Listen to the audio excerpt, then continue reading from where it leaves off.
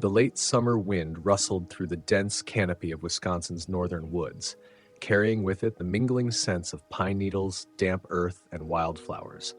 David Russell sat by the flickering campfire, a rifle leaning against his chair. The flames cast dancing shadows against the surrounding trees, and despite the warmth of the fire, a cool unease had settled in his chest. He wasn't a stranger to nights like this.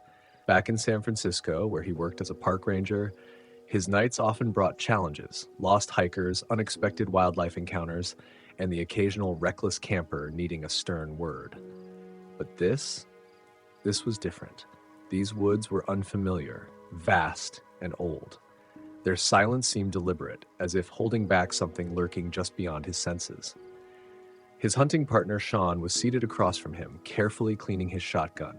Sean was local to Wisconsin and had invited David to join him for a few days of hunting to get away from it all. David had welcomed the opportunity, relishing the idea of solitude after months of tourists crowding the California parks. The first 2 nights had been uneventful. They'd tracked deer, fished in the nearby stream, and swapped stories over the fire.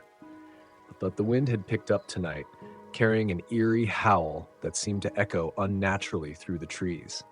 David's mind flickered to an article he'd read in Wilderness Monthly about cryptid sightings in the Midwest, werewolves specifically. He'd dismissed it as folklore, the kind of thing that made for good campfire tales. Still, as the howls grew louder, a tingle of unease crawled up his spine. "You hear that?"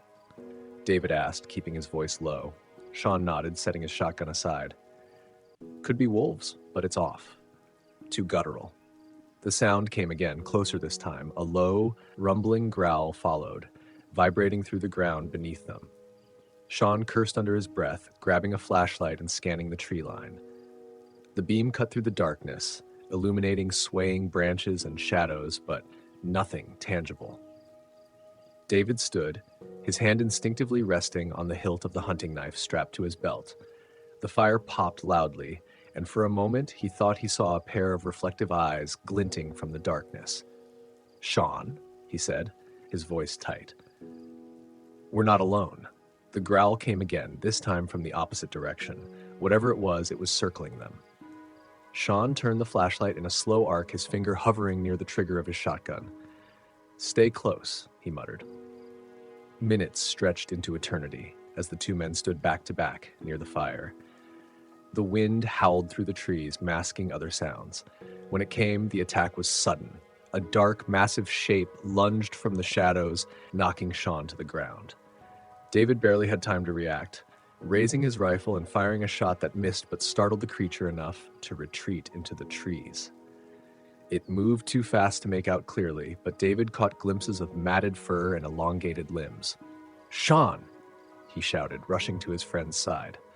Sean groaned, clutching his arm, which now bore deep gashes. "Thing's huge," Sean gasped, wincing as David helped him sit up. "We needed to get out of here," David said firmly. The firelight flickered, casting long shadows as the wind threatened to snuff it out.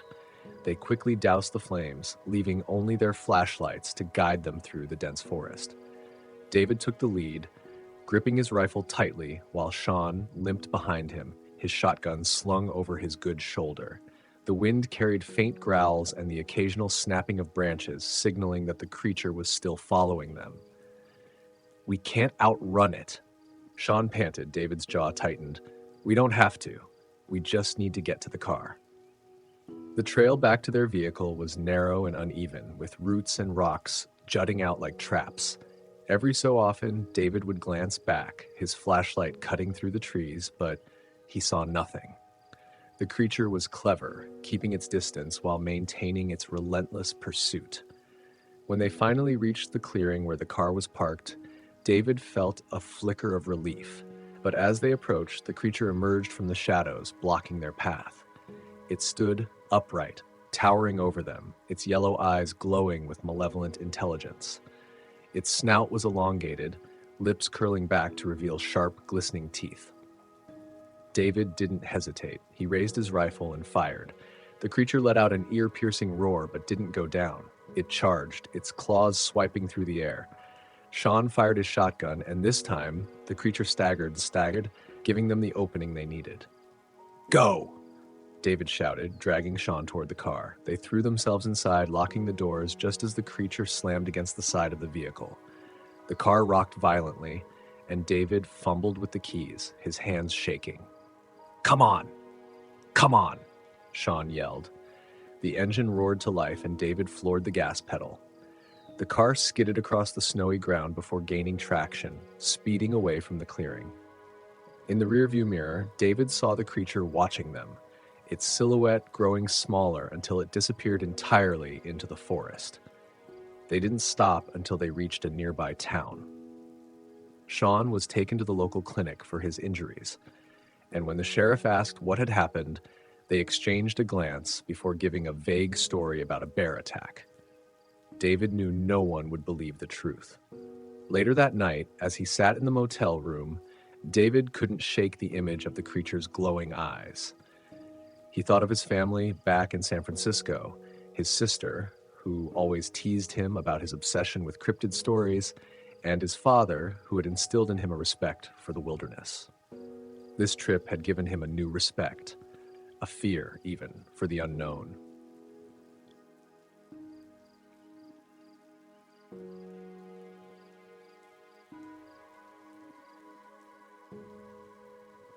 The forest in northern Maine had an unforgiving stillness to it, broken only by the occasional gust of wind that sent golden and russet leaves spiraling to the ground.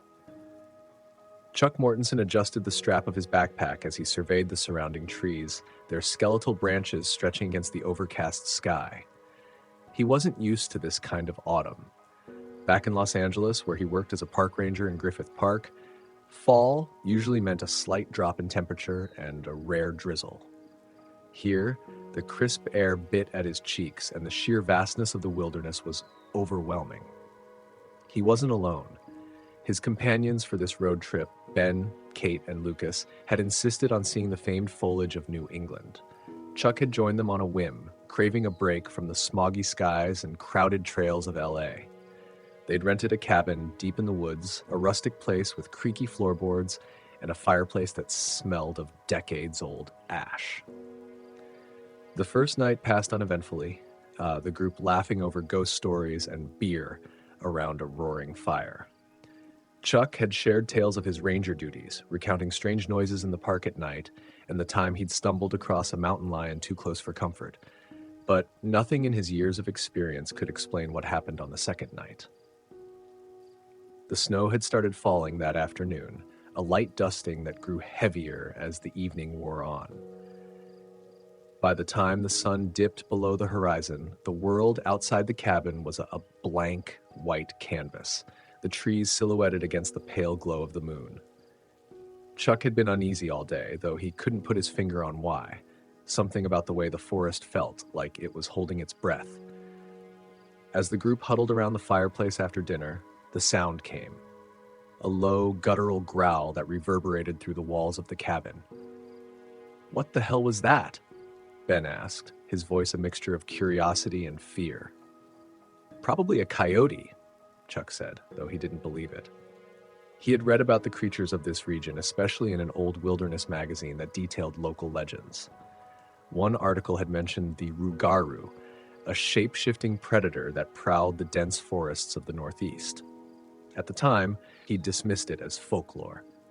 Now, he wasn't so sure. The growl came again, closer this time, followed by a heavy thud against the side of the cabin. Kate screamed, clutching Lucas's arm as everyone froze.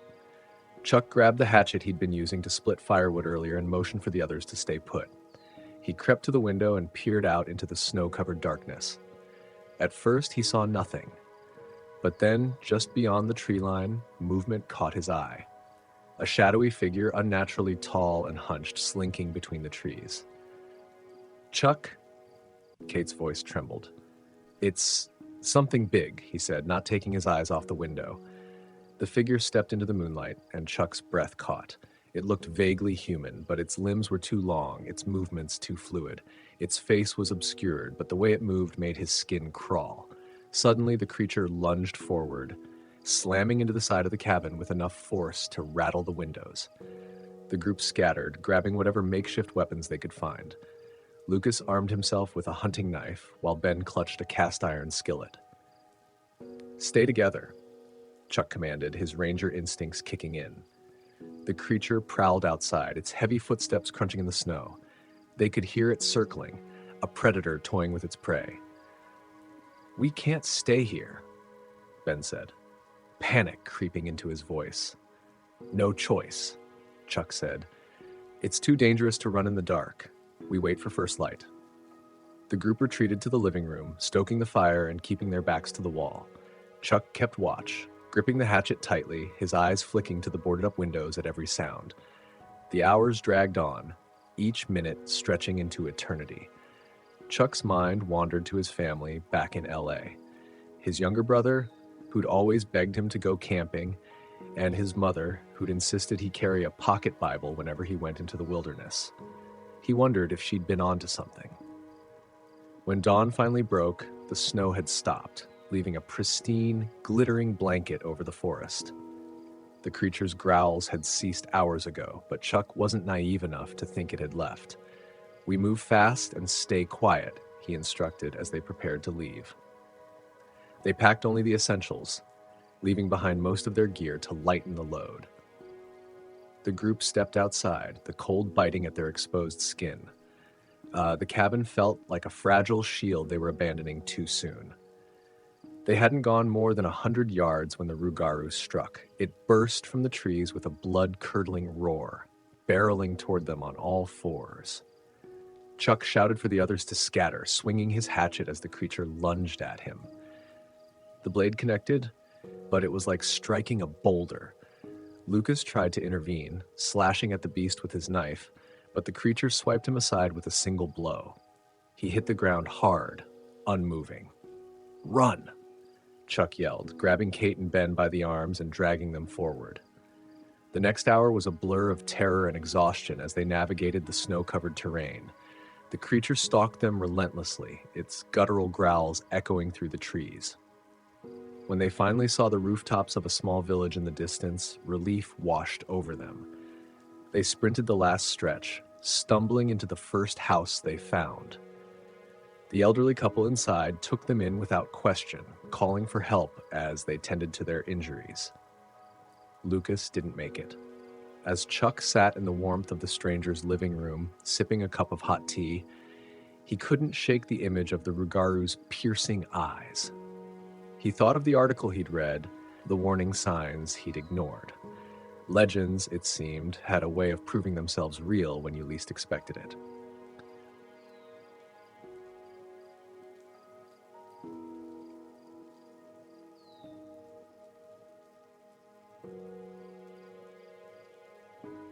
The woods around Bladenboro, North Carolina, had an eerie reputation.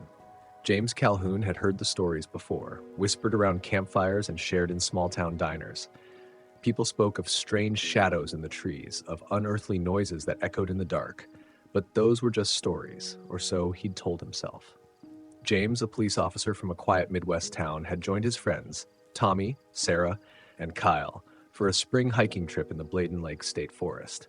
It was meant to be a break from the grind, a chance to enjoy the flowering dogwoods and the faint buzz of spring insects. James had always liked hiking, a holdover from his childhood spent exploring the rolling hills near his home. The hike started off pleasantly enough. The air was cool and damp, the sky a slate gray from the thick clouds overhead. They followed a narrow trail that wound through the forest, the dense foliage muffling their voices and the sound of their boots crunching the underbrush. As they walked, James thought of his sister back home. She'd always teased him about his fascination with the outdoors, claiming he liked trees more than people. She wasn't entirely wrong. He preferred the quiet of the woods to the chaos of city life. By mid-afternoon, the group had reached a clearing and decided to rest. They built a small fire, its smoke curling into the cloudy sky. James watched the flames dance as Kyle pulled out a bag of trail mix. "You ever hear about the Beast of Bladenboro?" Kyle asked, grinning. He was always the one to bring up local legends. The more outlandish, the better. Sarah rolled her eyes. "Here we go again." I'm serious, Kyle said. Back in the 1950s, people reported this huge creature killing livestock. They said it was like a cross between a bear and a panther. Some folks even claimed it was a skinwalker. Skinwalker? Tommy frowned. It's a Navajo legend, James said, surprising himself with the calmness of his tone. Supposedly, it's a person who can transform into an animal. They're dangerous, though. Real bad news. You believe in that stuff? Sarah asked, raising an eyebrow. James shrugged. I've heard stories, doesn't mean I believe them, but it's always smart to keep your eyes open in places like this. Kyle snorted. So what you're saying is, we should be on the lookout for werewolves and witches. The group laughed, but James couldn't shake the unease creeping into his gut. As they packed up their things and continued down the trail, the woods seemed to close in around them. The light grew dimmer, the shadows deeper. It wasn't until they came across the old oak tree that James saw it. At first, he thought it was a trick of the light, a dark shape crouched behind the thick trunk. But then it moved, slowly, deliberately. Two glinting eyes stared back at him, unblinking. Guys, James said, his voice low. The others turned to look, their laughter fading. What is that? Sarah whispered. The figure didn't move closer. It just sat there, its head tilted at an unnatural angle. Its form was vaguely human, but distorted, too tall, too thin. Back away, James said, keeping his voice steady. His hand instinctively went to the knife at his belt. They retreated slowly, their eyes never leaving the figure. As soon as they were out of sight, they broke into a run, their boots pounding the dirt trail. The creature didn't follow, but James could feel it watching, its presence like a weight pressing down on his chest. When they finally stopped to catch their breath, the forest was deathly silent. No birds, no insects, just the sound of their ragged breathing.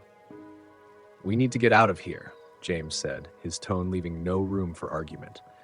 But as they tried to retrace their steps, the trail seemed to shift. Familiar landmarks vanished, replaced by unfamiliar trees and twisted roots. It was as if the forest itself was working against them. Night fell quickly, the cloudy sky offering little light. They built another fire, more for comfort than warmth. James kept watch, his knife in hand. As the hours dragged on, the creature returned.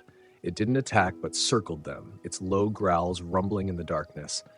The firelight caught glimpses of its shape, elongated limbs, a hunched back, and those piercing eyes. Kyle panicked, threw a rock into the trees. Leave us alone, he shouted. The growls stopped, replaced by an eerie silence. Then, with a deafening crash, the creature slammed into Kyle, knocking him to the ground. James lunged forward, slashing at it with his knife. The blade connected, and the creature let out a guttural scream before retreating into the shadows. Kyle, Sarah cried, kneeling beside him. He was alive but bleeding badly, his arm mangled. We can't stay here, James said, his voice shaking. With Kyle leaning heavily on Tommy, they pressed on, their pace agonizingly slow. James led the way, every nerve in his body screaming for him to run, to leave the others and save himself. But he couldn't do that. By dawn, they stumbled into the outskirts of a small town. A passing truck driver stopped to help, calling for an ambulance as Sarah explained what had happened. James didn't tell the driver about the creature. He didn't mention the way its eyes had seemed to bore into his soul, or the sound of its growl that still echoed in his ears. Some things were better left unsaid. As he sat in the back of the truck, watching the forest recede in the distance, he couldn't help but wonder if the stories were true after all. Maybe the woods held secrets too dark to uncover, and maybe some legends were meant to be believed.